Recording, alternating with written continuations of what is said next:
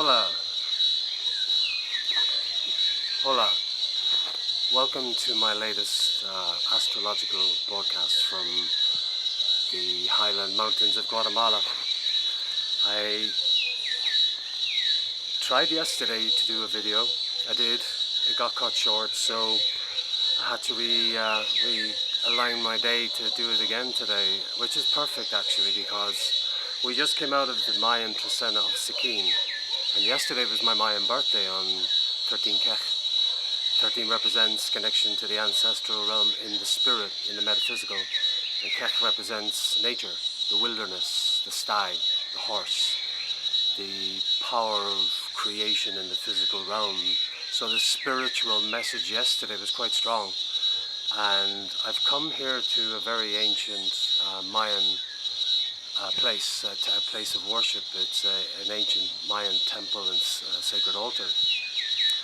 And yesterday was symbolic in many senses because not just being my Mayan birthday, but the day brought me back to an initiation day at the Hill of Tara 9 months beforehand, and some work with a really good friend of mine, Mark Elmy here at the lake, brought me into a deeper awareness about the initiatory work that I've gone through myself, that I now guide others in, and we're all guided by spirit. So yesterday was the zenith, the highest point of the sun here in Mayan lands in Guatemala, equivalent to the solstice points.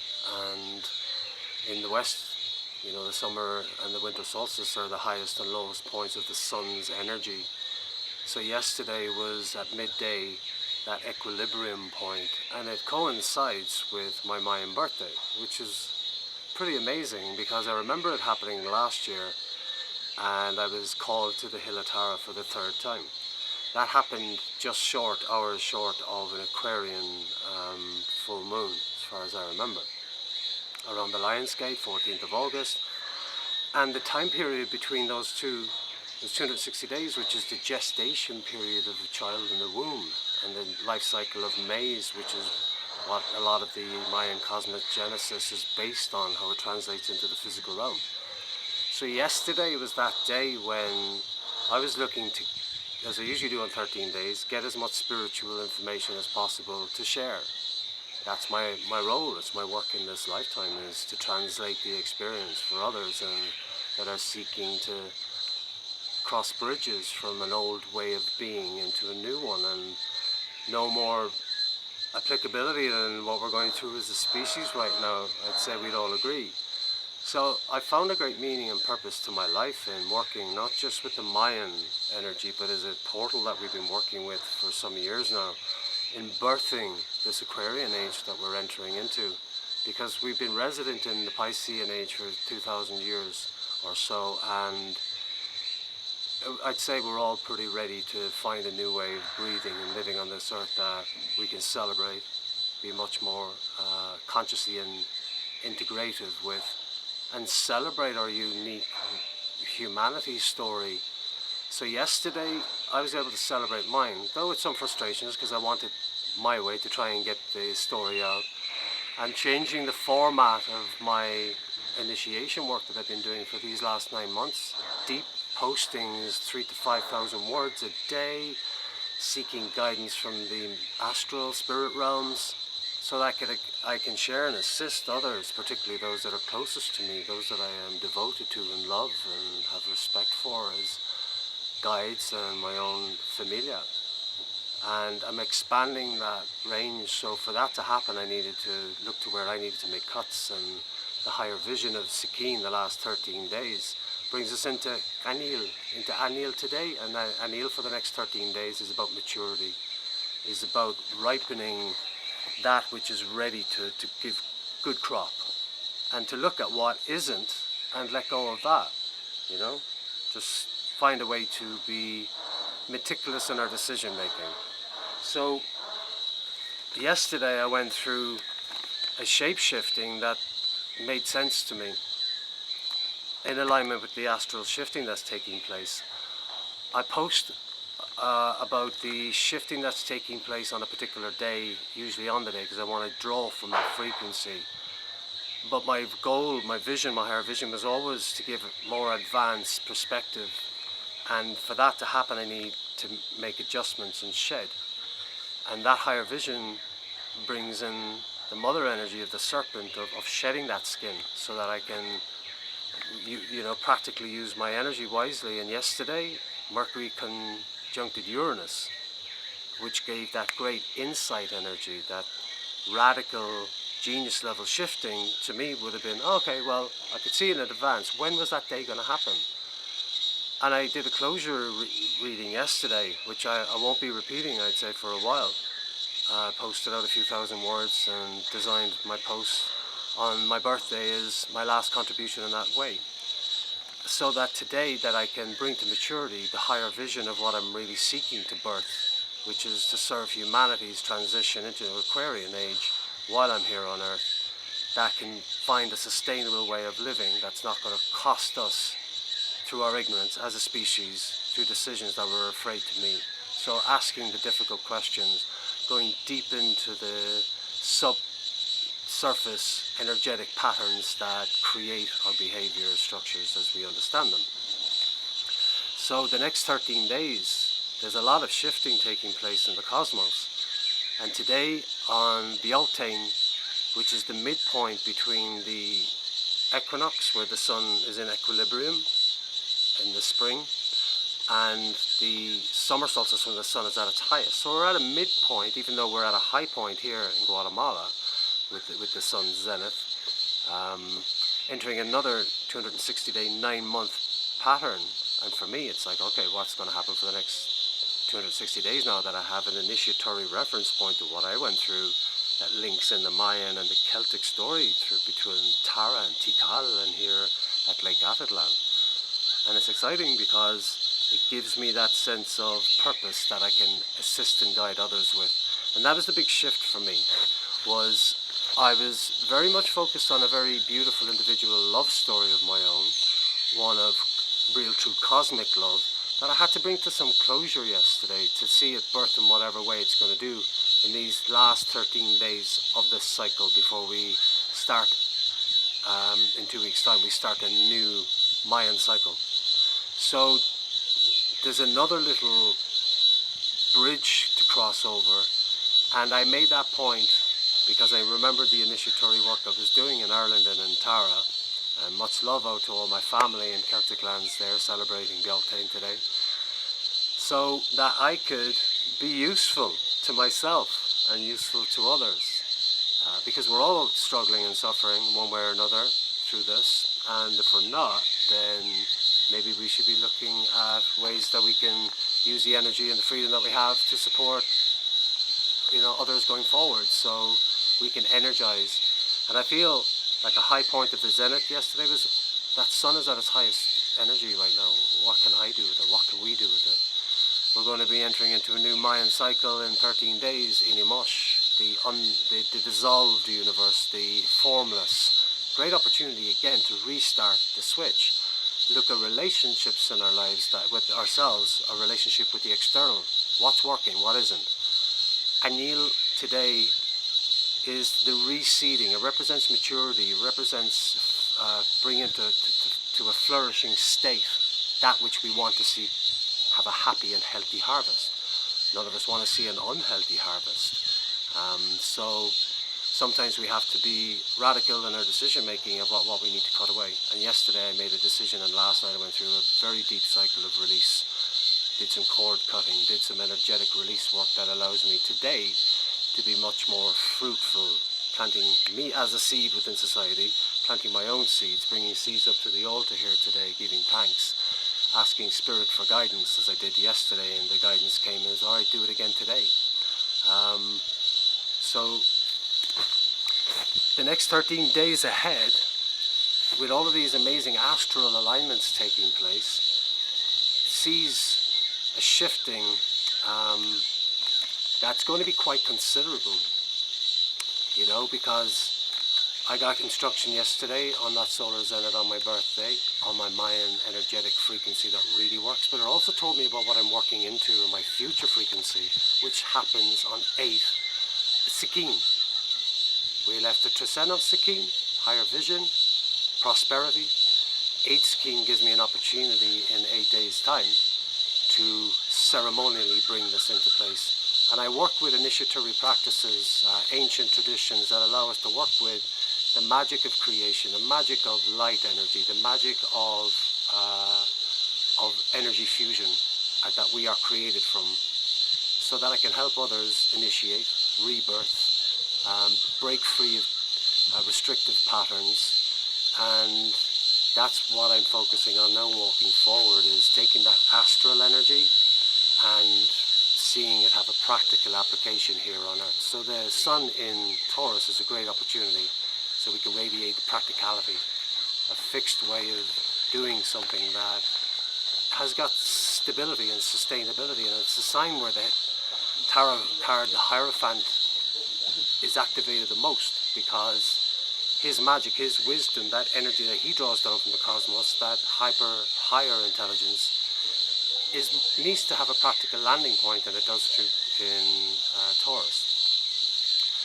So as we enter the cycle of new beginnings, and we see yesterday and the day before, the moon was in Leo, and Leo represents that sovereign solar light of the self, the creative self that wants to celebrate and have fun with life. And Aneel has that kind of celebration of fun as well. It's deeply connected into prosperity from working with the earth, from working with seeds that create plants, that create medicines.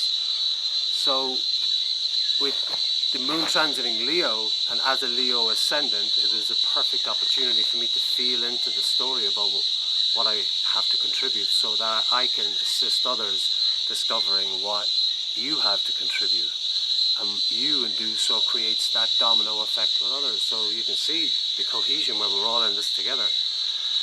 So I'm looking at the 13 days we're in, what astrological shifting patterns or what aspects are most influential in us moving forward. And we've just seen Pluto station retrograde after having a crazy time with Jupiter expanding all of the underworld, destructive energies, with the south node of the moon in Capricorn as well, just about to leave, ensuring that any of our destructive behavior patterns were magnified.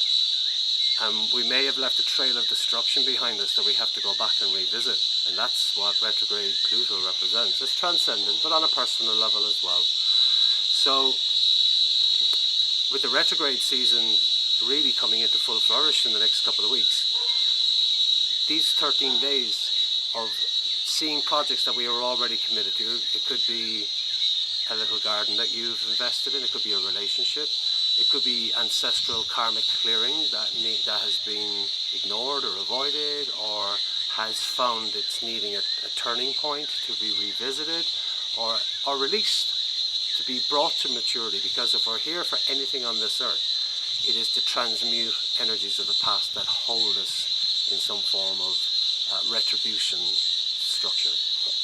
And that's the energy of imprisonment in Pisces. So we're struggling with some aspects of that right now, but there are alchemical processes that we can activate individually so that we can transmute that. So the shift that I'm making is making myself more available through Patreon, which I'll be posting soon. I'll be amping up my availability for doing personal work. I work with groups as well, so that we can find ways together to activate ourselves sovereignly and individually that have prosperity in mind. Yeah, we're going through hell at the moment in some respects, but there are ways for us to take advantage of that. Okay, so to begin with, on May the 4th, Mercury and the Sun conjunct at 14 degrees Taurus, which means that there's a focus on physical practicality for the next 88 days. Mercury conjuncting the Sun in Taurus is like, okay, it's midpoint Taurus. What can we do to bring that Venusian beauty, love, sensuality, sexuality, prosperity to the earth? By our actions, but with smarts. And with Mercury just conjuncting Uranus yesterday, it might be a way we're living. We're hiding, you know, we're taking advantage of the secular containment and going, okay, I can do very little. No, actually, we can do a lot. We can find ways to prepare or alchemize moving out of our prison environment. You know, our way of living at the moment is giving us opportunity to feel, to see where how living like this just isn't a real healthy use of human life as a whole. But that's happened, I feel, because we've been living as a species in a lot of unhealthy ways that have caused, by universal astral response to our reactive state of being, ways for us to examine. And Mercury conjuncting the Sun in Taurus is only asking us to look at the practicalities about what we can do to change that. And also on the 4th, we got Venus squaring Neptune at 20 degrees Pisces. So questions about what we love, values about who we love, at a transcendent level. Sometimes unconditional love means revisiting that kind of Piscean story where we lived in an illusion, we lived in some self-deluded perspective. We may be living in one now that we need to examine so that we can make that adjustment, because there's an intuitive dream state that's birthing that Sakine-like energy, wanting to see fruition take place with our decision making. So deeper values, because Neptune is the higher frequency of Venus, so they're coming together in tension to see what can be brought to work in practicality with the Sun in Taurus, that Neptune is bringing up as a higher frequency of guidance, saying, no, this isn't working, we need to revisit that. I'm not speaking to that person, I'm not treating them well enough because I've got my own wounding and pain going on. And we need to meet that pain. We need to meet that goddess frequency that's a bit wounded and heal from there.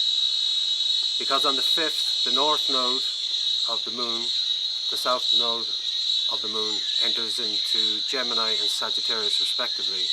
And the north node represents what we have as a mission, as a journey in our soul's lifetime here on earth in discovering.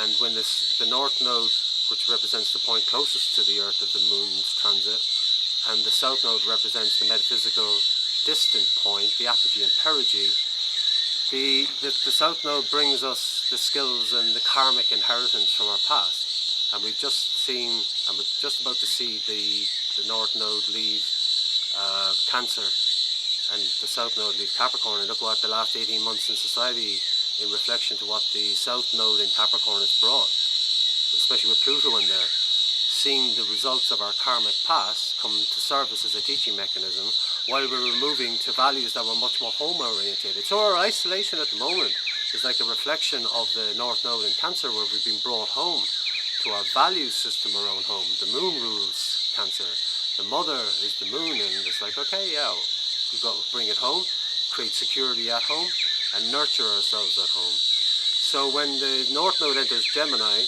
we're talking, you know, it's a little bit of pressure off.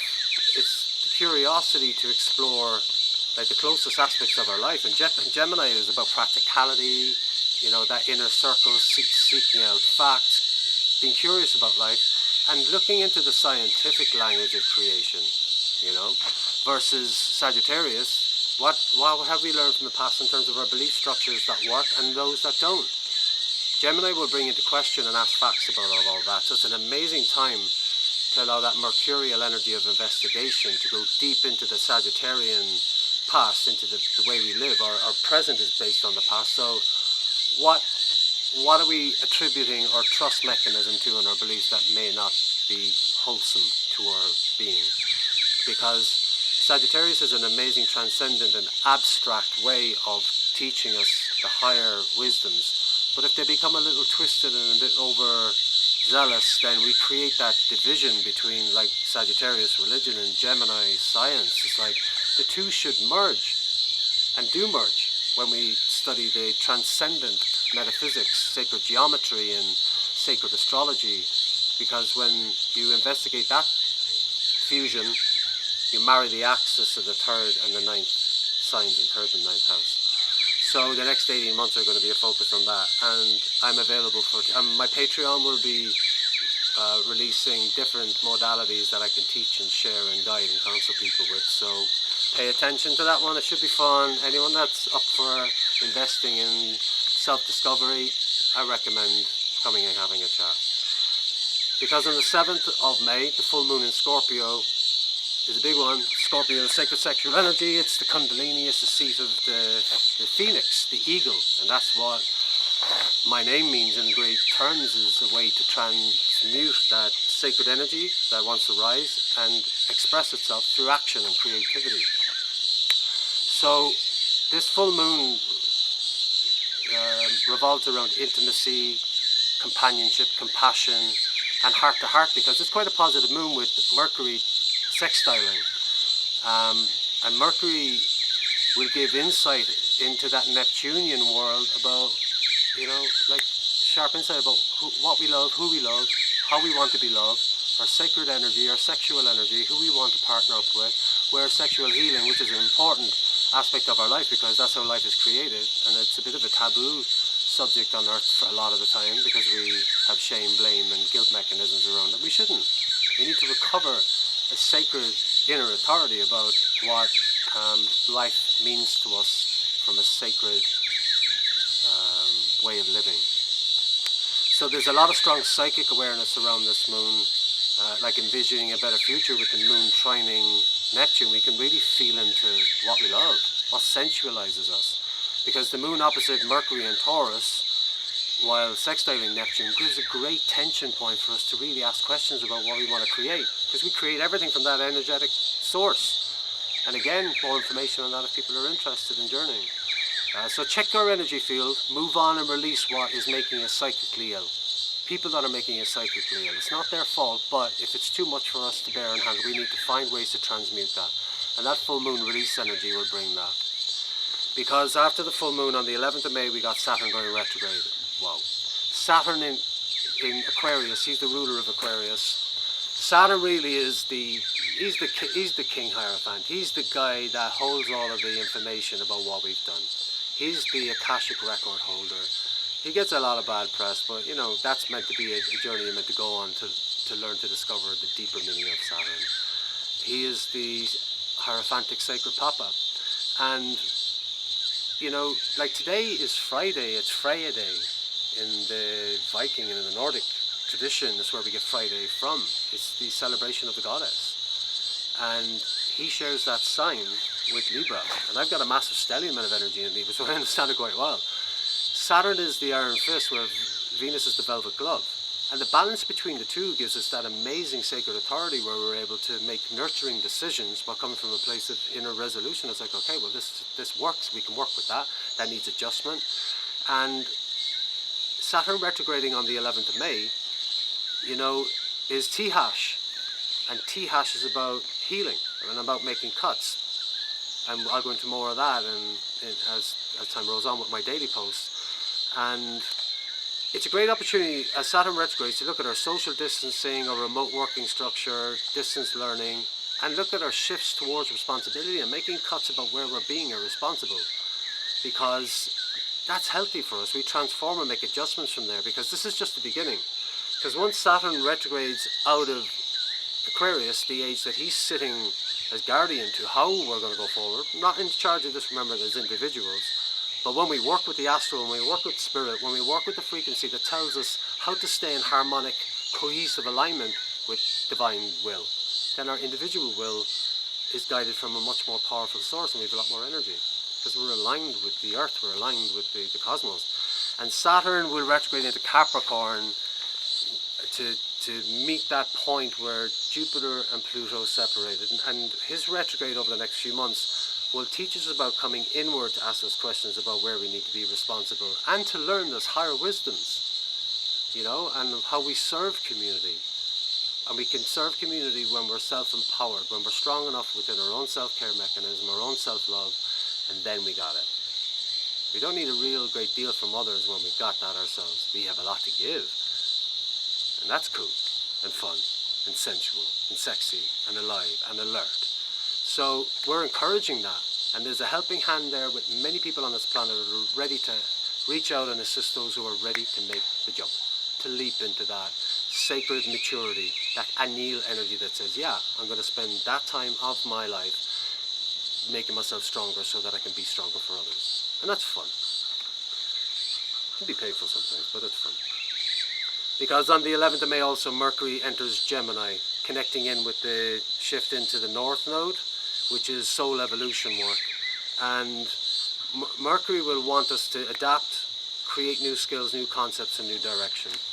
And no one could argue that that's an amazing journey to take. Self-empowerment further, more skills, more learning, and embodying that at cellular memory, because our DNA shifts with every decision we make.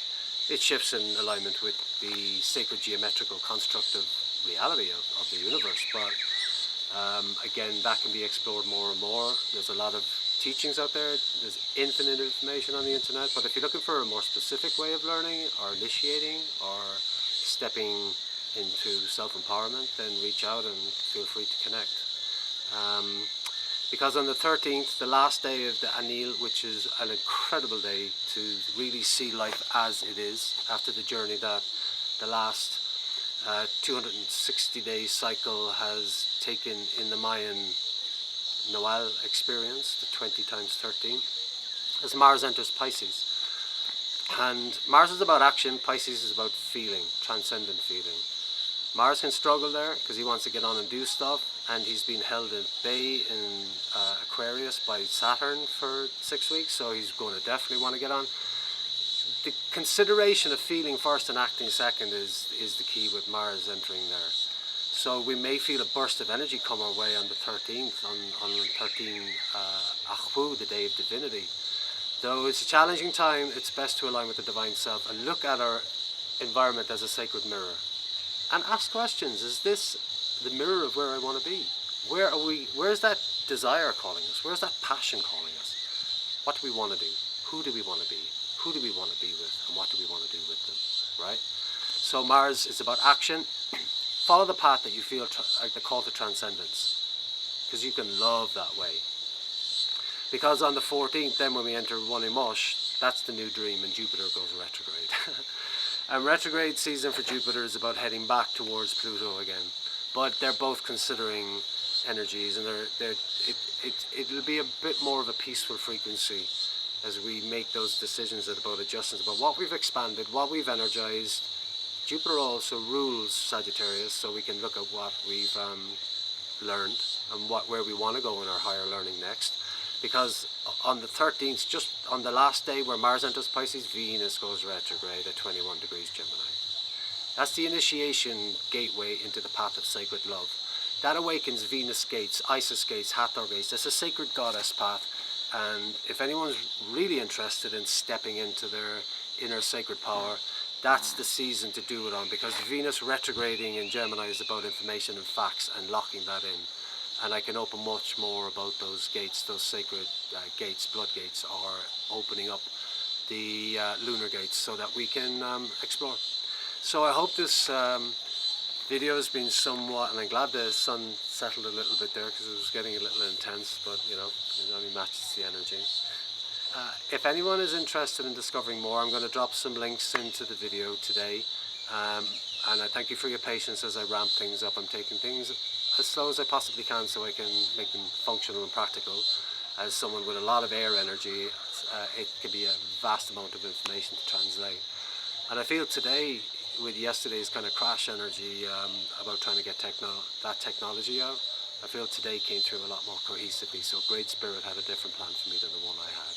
So we're all learning on this, and I'm happy to be learning and evolving. So I want to wish you all the greatest amount of love from Guatemala, and let's keep the frequency strong and high. Let's keep it deep and high, like in the body and strong, but making those real strong, clear decisions so that we can evolve from this isolation structure we're in, cohesively align with those who know how to speak the language, search medical technology at the moment as well, and figure out what is a healthy way forward. Okay, because not all of the information out there is going to stand the ground of testing with the North Node entering Gemini. So I wish you all love. Talk to you soon. For the next Trecena, I'll be making daily updates on Instagram and little ones on WordPress. Okay, ciao. Aho. Love you all, guys. Take care.